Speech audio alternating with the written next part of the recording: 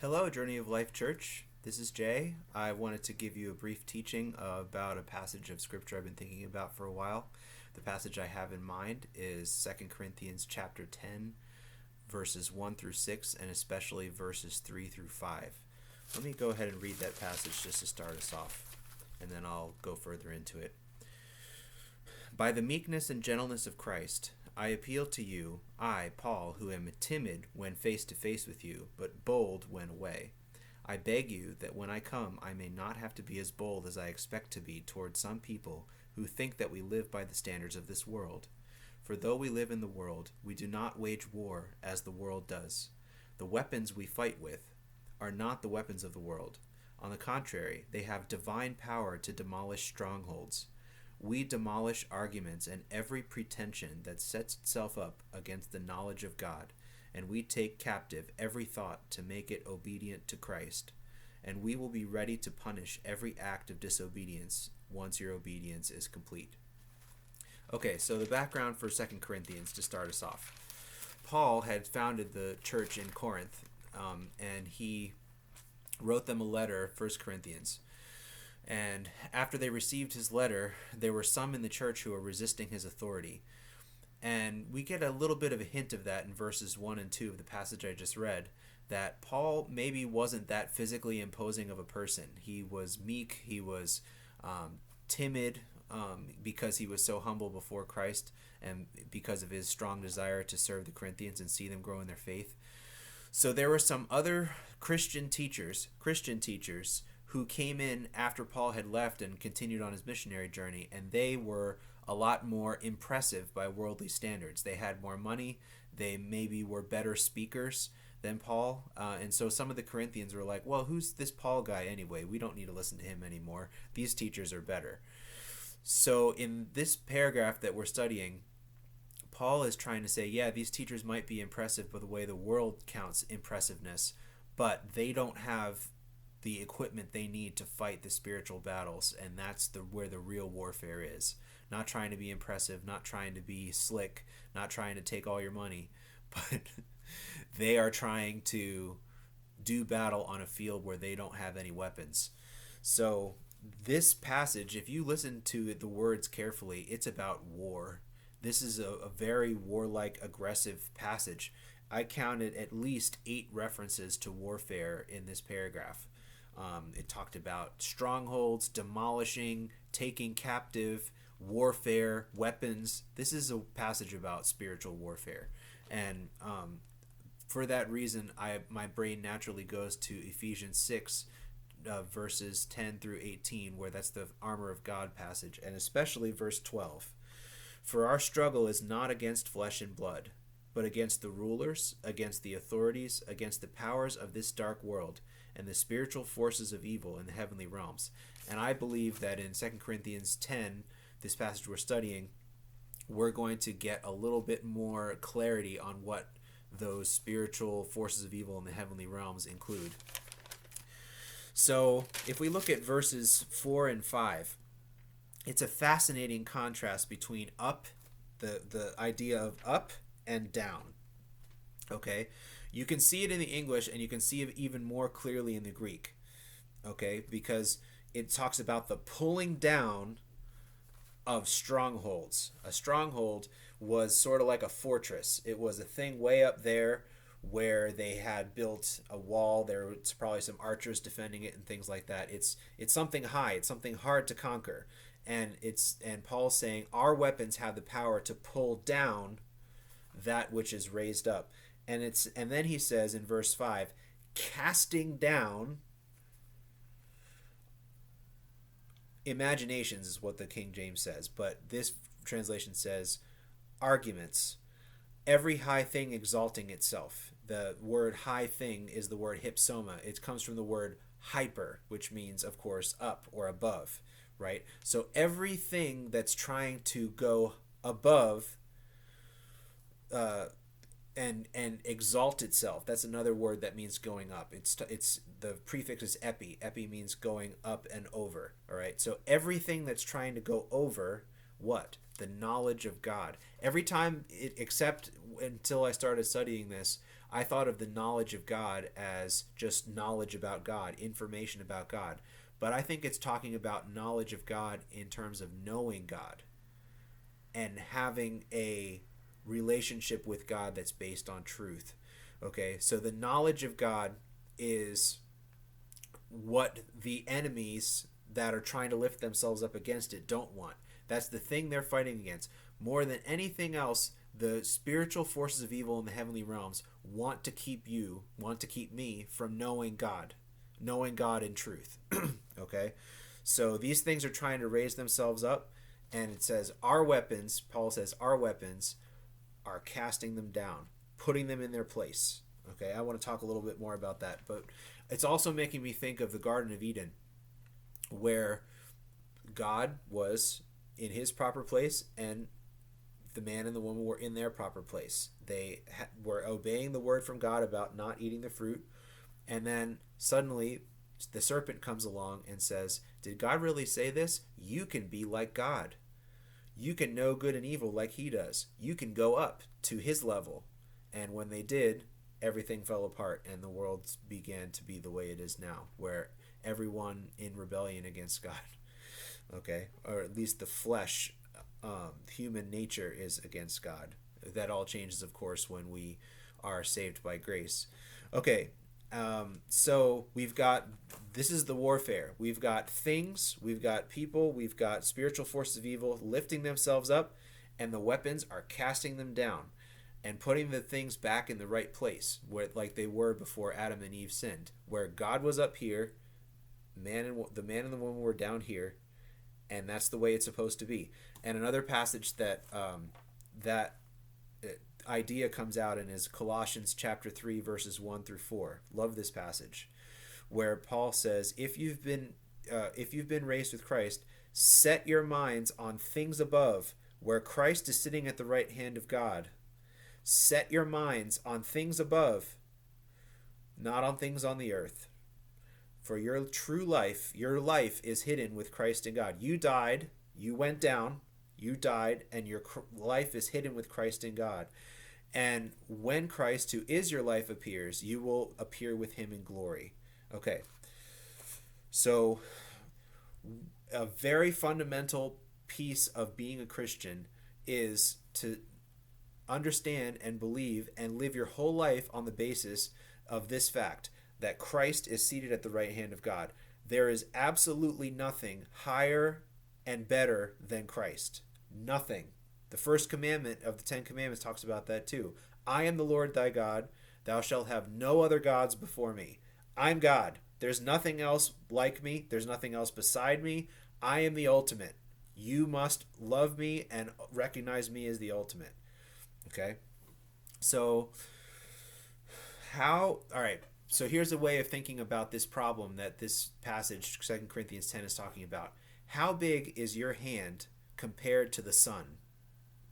Okay? If you sit and think about it from an objective perspective, it's a ridiculous question. Okay? The earth is 1/millionth the size of the sun, or the sun is 1,000,000 times bigger than the whole earth. And I'm just one person on a very, very small part of the earth. So my hand, in comparison to the sun, it's a laughable comparison. But because of my point of view, because I am seeing the sun not from a objective perspective, but from my point of view on the earth, it's very easy for me to put my hand up like this so I can't see the sun. Okay? This thing is exalting itself against my view of the sun. All right? So even though this objectively is much smaller than the sun, infinitesimally smaller than the sun, okay, but it can still block my view because my vantage point is not as it should be. Not that I ever want to literally look at the sun, but you understand what I'm driving at, okay?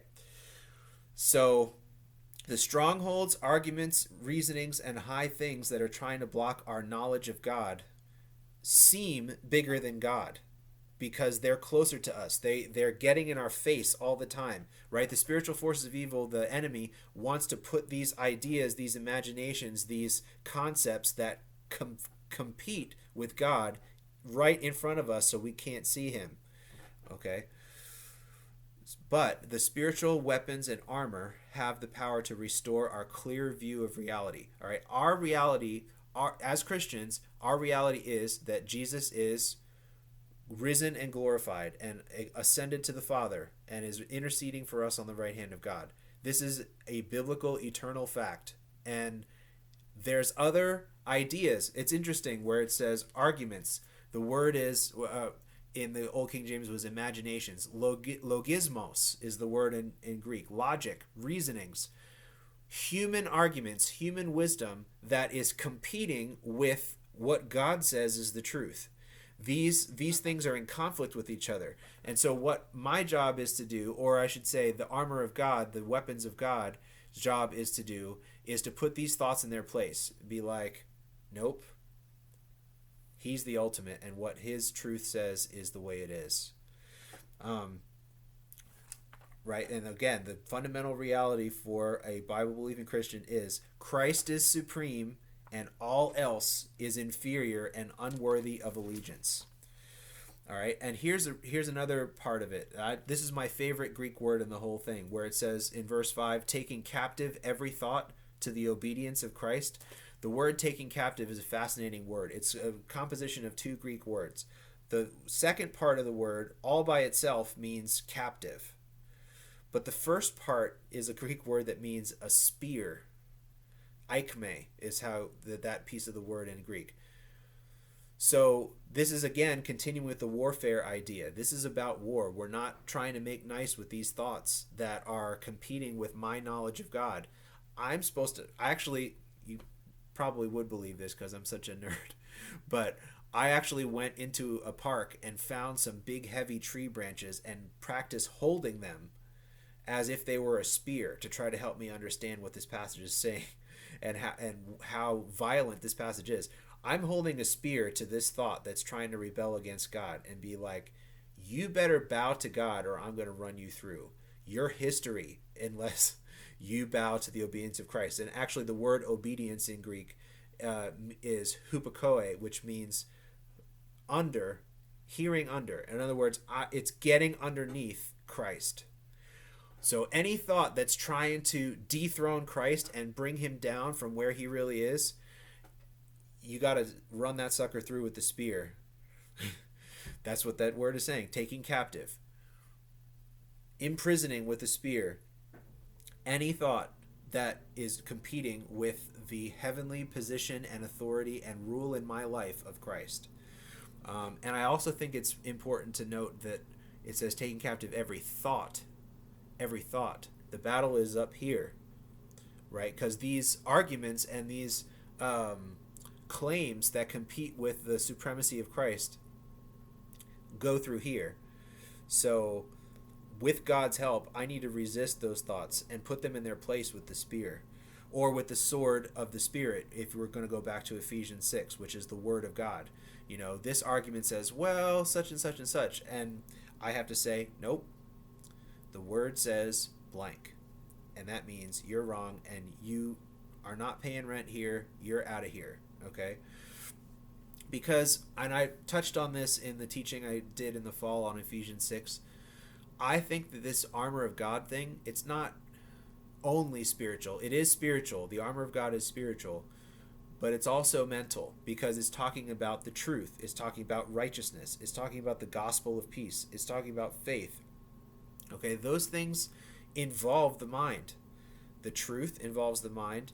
Understanding the righteousness of God, righteousness, the breastplate of righteousness, it's the righteousness of Christ because it's the armor of God.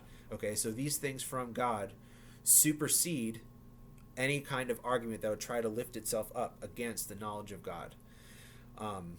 And our other weapon, which I think is overlooked in the armor of God passage, is verse 18 where it says, pray in the Spirit about everything. Okay, bring God's spiritual power to bear on these issues, to pull down the strongholds. Think about a stronghold. A stronghold is not only something that's lifted itself up against the knowledge of God, but it's been there for a while, and they've built a tower, they've built walls, they've built ramparts. They've erected something that's going to stand against it being pulled down. So this is it's going to take some supernatural power to pull this thing down. It's not just going to be like, oh, okay, I can forget that. If a thought that's been competing with Christ for a long time is there for a long time, it's going to take some time and some supernatural strength to pull it down. So let me just summarize this idea, and I hope I've explained it well enough that you understand what I mean. I'm sure I could have organized it a little better, but this passage is just one way of thinking about what Pastor Ray's been talking about. He's been talking about desires that compete with our allegiance to Christ. He talked about suppressing the truth, right? It's all fits into the same idea. All right, so here's the summary of this paragraph of 2 Corinthians. We are out of touch with reality unless we understand with our mind that Jesus Christ is seated at the right hand of God and demands unconditional ultimate allegiance. Any thought, person, or circumstance that obscures that view of Christ seated at the right hand of God must be subordinated to the ultimate heavenly authority of Christ. It must go under Christ. It must submit to the truth of Christ.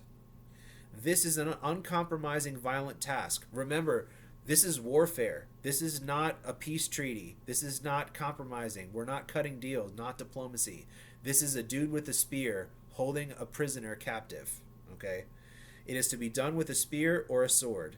The would-be rivals of Christ for our affections and imaginations, logismos, anything that is said or believed about anything that competes with Christ, the would-be rivals of Christ for our affections and imaginations must be put to death. They must not be compromised with. They must not be indulged every so often. They must die. There's so much talk in all the New Testament about dying. I love this quote from a book that I read a while ago. It said, if you read the New Testament, you get the feeling that God is trying to kill you. And if you read it, you'll see that that's true. Obviously not trying to kill the physical you. He's trying to kill those things that keep me from knowing Christ, from knowing him in truth. So we've got to pull down anything that tries to lift itself up and obscure our view of Christ seated at the right hand of God. So I hope that that's helpful, that helps you think about what we've been learning in Pastor Ray's teaching for the last few weeks on Romans 1. And keep meditating on the Word and see what the Lord wants to teach you through it. Talk to you later.